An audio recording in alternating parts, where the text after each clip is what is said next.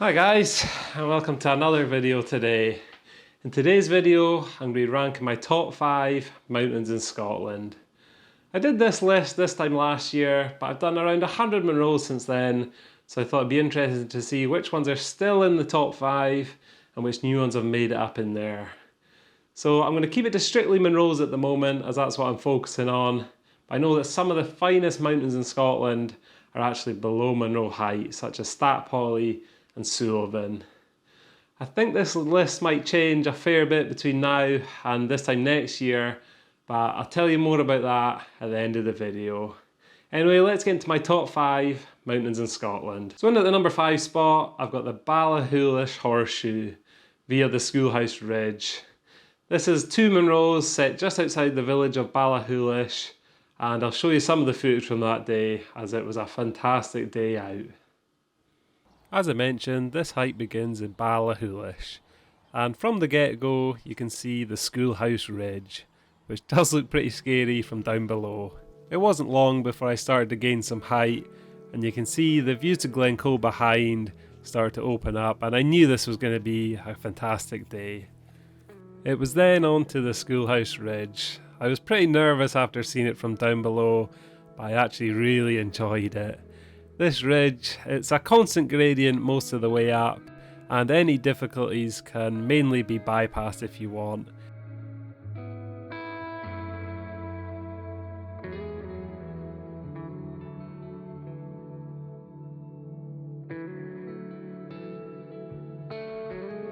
So once you're up off Schoolhouse Ridge, that's the hardest part of the day done really, and the first Munro will soon reveal itself.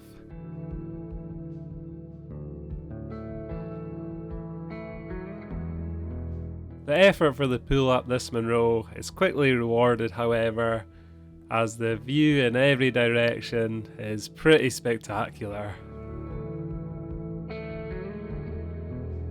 So the Ballachulish Horseshoe is made up of 2 separate Munros, and you can see the second one here. It's not too far away, and again you're rewarded with incredible views. So you can probably see why this makes the top 5 list. I'll link in the top of the screen to every one of these routes if you want to watch the full video.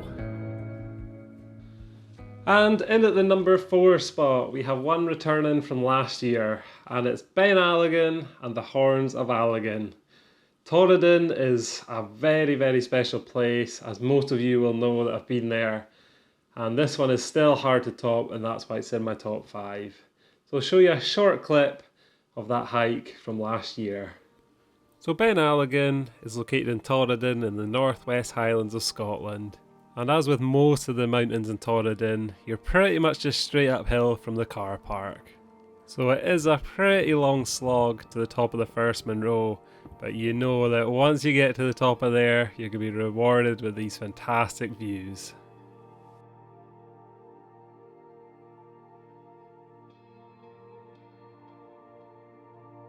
It's then a straightforward traverse over to the next Munro, Scourmore, and you pass a pretty unusual feature here, the Black Cleft, which has great views to the loch below. Shortly after this, you reach the next Munro, and the views to the north are revealed. But the best is yet to come as you do a traverse across the Horns of Alligin, an exhilarating scramble across 3 main horns, and this is actually the route off the mountain, and I have to say this has to be the highlight of the day. An incredible hike in Torridon. That really was a fantastic hike. Anyway, on to number 3. And number 3 also returns from the list from last year, and it's the Ring of Steall from Glen Nevis. This was actually top of my list last year, so that shows you that the next 2 are going to be new hikes. But the Ring of Steall is an incredible day out, really enjoyable, and it takes in 4 Munros just outside Fort William. So I'll show you a short clip of this day out. The Ring of Steall begins with a walk through Glen Nevis. This is a fantastic place to visit whether you're doing the Munros or not. And the first thing you'll be greeted with is a view of the Steall waterfall, a waterfall that featured in Harry Potter. The next feature you'll come across is the infamous wire rope bridge. which is the quick way to get across the river. And this actually proved to be a little bit more difficult than expected, as it is pretty sugary on the way across. But once across safely, you can then have a good look at the Steall Falls. Once I had finished messing about, I started to climb uphill, and the spectacular view of Ben Nevis behind revealed itself. You then quickly reach the first Munro, which is known as Aonach, the Complainer, and if you've watched the video then you'll know that I done some complaining on the way up. The views are great from here. You can see the whole Ring of Steall ahead. There's the next Munro, just over there. I think that's the third one, and then that must be the fourth one over there. And this is part of the Memorial range, so there's 2 tucked in behind the Ring of Steall there, but also another 4 in behind here. So moving on from the first Munro, you come to this airy sort of ridge between the first and second Munro. And I would say this is probably the hardest bit of scrambling of the day. As long as you take your time, it's not too difficult, but there is some pretty steep drops off either side.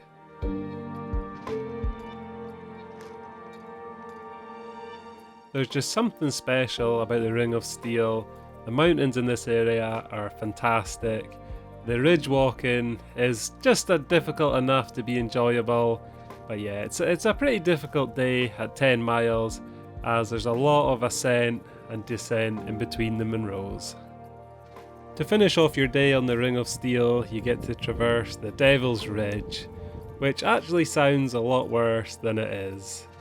There's a decent path most of the way along it, and there is one awkward move over the cracks over this awkward boulder, but there is a bypass path which I took round. As you can see, there's the boulder there. But all in all, the Ring of Steall is a spectacular day in the mountains, and this time last year I didn't know how I was going to beat it, as it was top of the list.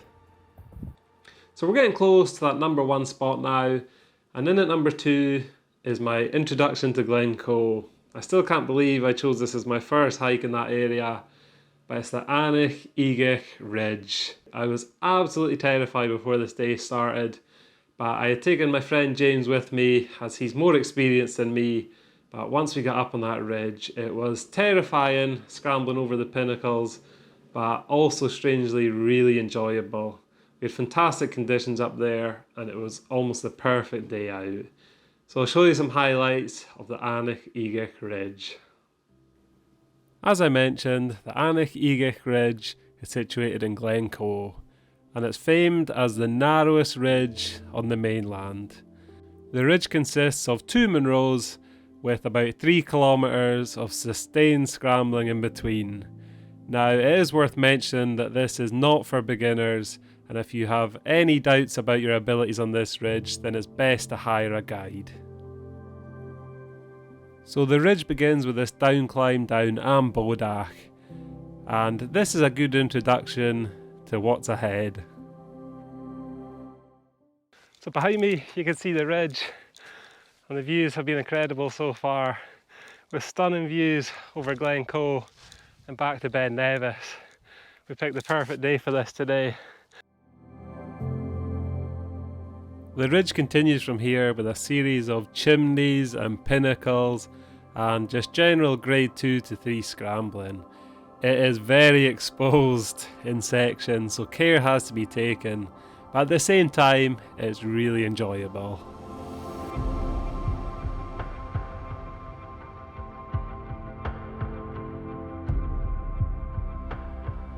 So the highlight of the ridge is probably the crazy pinnacles, which you can see here. This is the only footage I got of this part, as I was concentrating a lot while getting across them, for obvious reason.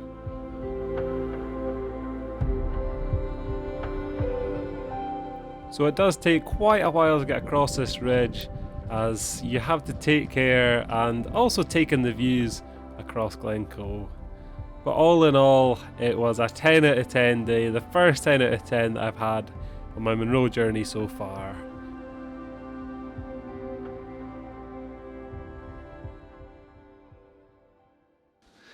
So there we have it.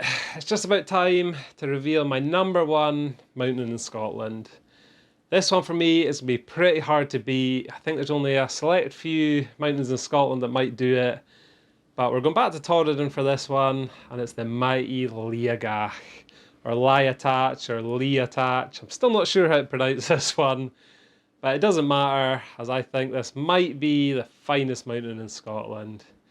It is just a special traverse across the two Munros, and it's just out of this world. The views are spectacular, and I already just can't wait to do this one again. So I'll show you some highlights of my day on Liathach. So this mountain is located in Torridon again, and as with all the mountains in this area, it's pretty much just straight up from the road, and this is probably the most brutal example of this. It is a horrendous ascent to the top of the first mountain, but once you get there, it's all worthwhile for the views.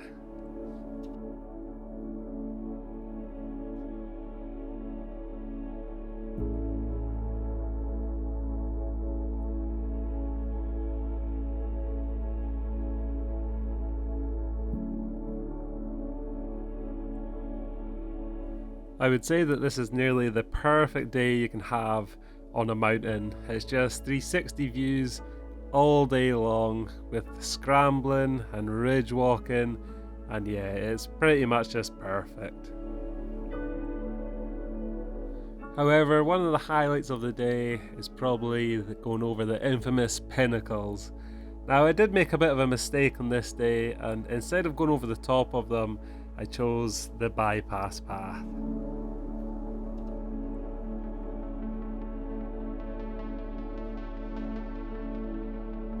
So it turns out that this bypass path is actually known to be worse than going over the pinnacles, and I quite believe it from some of the exposure that I experienced while going across it.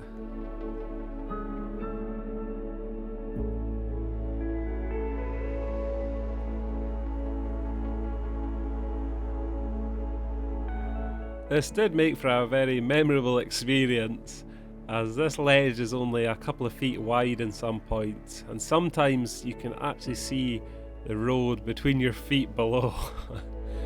But yeah, I think I'll stick to the pinnacles next time.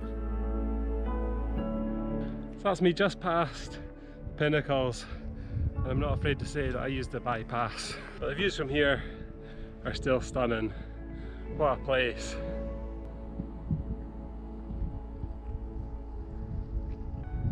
And the next Munro is just over here.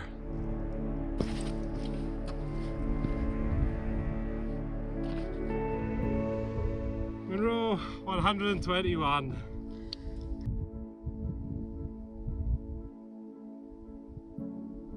So this is Munro 121, and what a fantastic viewpoint this is. This has to be one of the best viewpoints in Scotland.